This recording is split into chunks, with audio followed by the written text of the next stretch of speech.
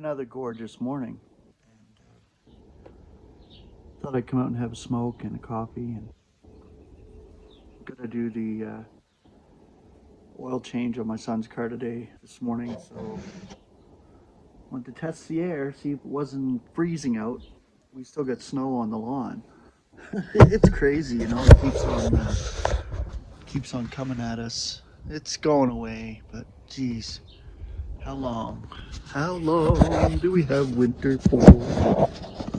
I got my fishing license and ready to go fishing. But can't very well go until all this shit's gone.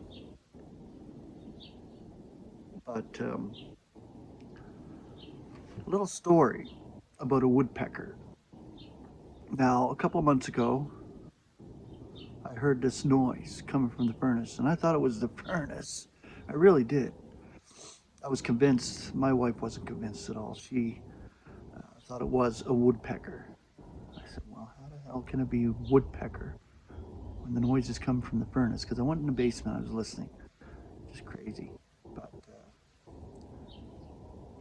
it's this drilling sound. And I said, well, it's got to be a fan or something in the furnace. But no, the furnace guys come and they change the filter and everything. And the new owners, they're going to do some work on the house anyway, the new roof and stuff soon. But there was nothing wrong, according to the furnace guy. I said, well, okay. Um, they went, and then a couple days later, I heard the noise again. It's like, and I said, what the hell is that wrong? I said, I hate that noise. And it was just after the furnace shuts off and stuff, so I was still convinced it was the furnace. But then I took the garbage out, and I come outside, and I hear the noise again. I said, what the hell is that? So I look up, and there it is. There's the woodpecker. My wife was right. And I laughed so hard. I texted her. I said, you were right. It was a woodpecker on the top of the metal chimney. And it was vibrating down through the furnace. It's like, holy crap. So I chased it away. It hasn't really been back. Maybe once, and then I chased it away again. Threw a pebble at it and didn't hit it or nothing, but flew away. So it hasn't come back. So we'll see. But anyway, that was a funny story. And my wife was right. Is it true that women are always right when it comes to things? Some things, they're always right. Never say they're wrong.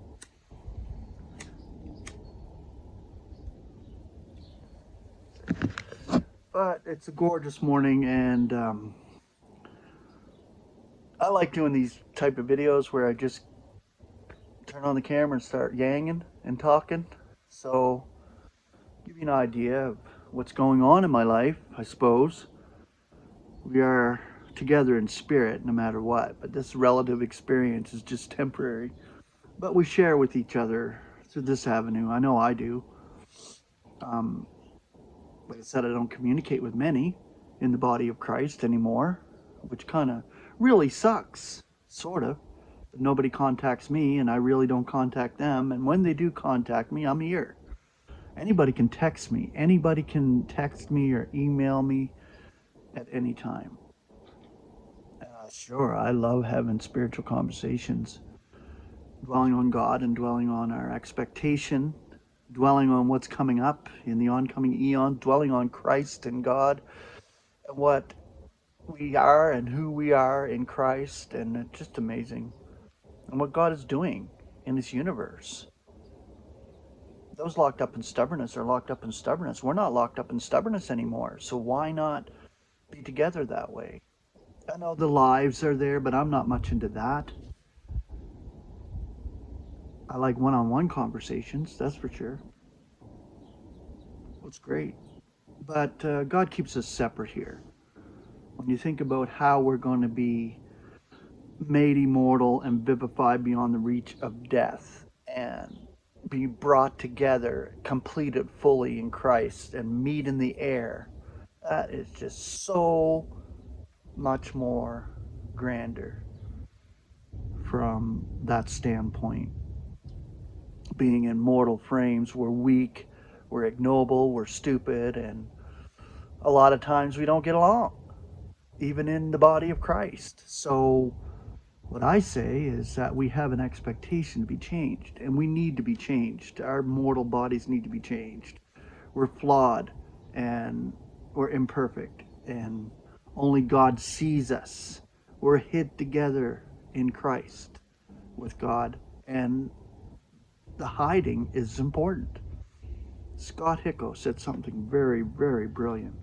He said, we're even hid to ourselves. And that is so true when you think about our experiences. For myself, the trauma I suffered as a kid, I'm glad I don't remember a lot of it. It was horrifying. It was a nightmare to me as a kid growing up. I lost my innocence because of this upbringing in the religious institution and Christianity, but just because of the abuse and stuff. But I'm glad I don't remember a lot of it because it would just take me out. And that's the grace of God right there. That's the grace of God. He hides things from us, even ourselves, because we cannot handle it. And God knows that. It's a protecting factor. God puts us through every experience, yes, He does, for His purpose. But He hides certain things that could kill us. I mean, He's keeping us alive right now to the presence of the Lord. And those who are alive in Christ. We are living to Christ. Christ is our life, as Scott said, and it's beauty. And I thank God for that. He's blessing us immensely by keeping us and protecting us. And we are here to be luminaries in the world that way. The grace of God being displayed through members of the body of Christ now, while we are living. But I thank God when we're all snatched away and made immortal, then there won't be any flaws to hinder our communication. I said it's just like our communication will be totally different. It won't be human vernacular. It'll be spiritual, vibrating communication, which is so much higher than these mortal bodies can handle. I mean, it's just like, wow. Our English language and the languages of this world are just so weak. Thank God for Greek and Hebrew. From a relative viewpoint, we get truth and the Word of God through these two inspired languages that were used to bring truth from the Scriptures. And this is what God has given us as a gift. Not all of us understand the deep things of God, but the ones who do are given it.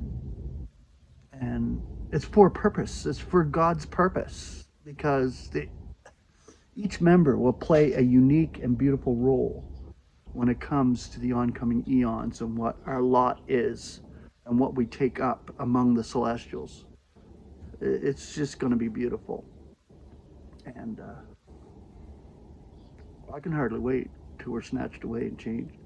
And I meet my brothers and sisters in their true, real, spiritual, vibrating frames. And each one will be celebrated. Each member will be celebrated and displayed and presented to God. Beautiful, flawless, no spot or wrinkle, nothing to hinder us from going to the most furthest bounds of the universe with Christ, as we are Christ, and be giving it out in such tremendous fashion. But this is just a little chat outside, and I still do my word studies. Yes, I do. God graces me to do what I do, and God graces each one of you to do what you do. And I thank God for you all. Grace and peace.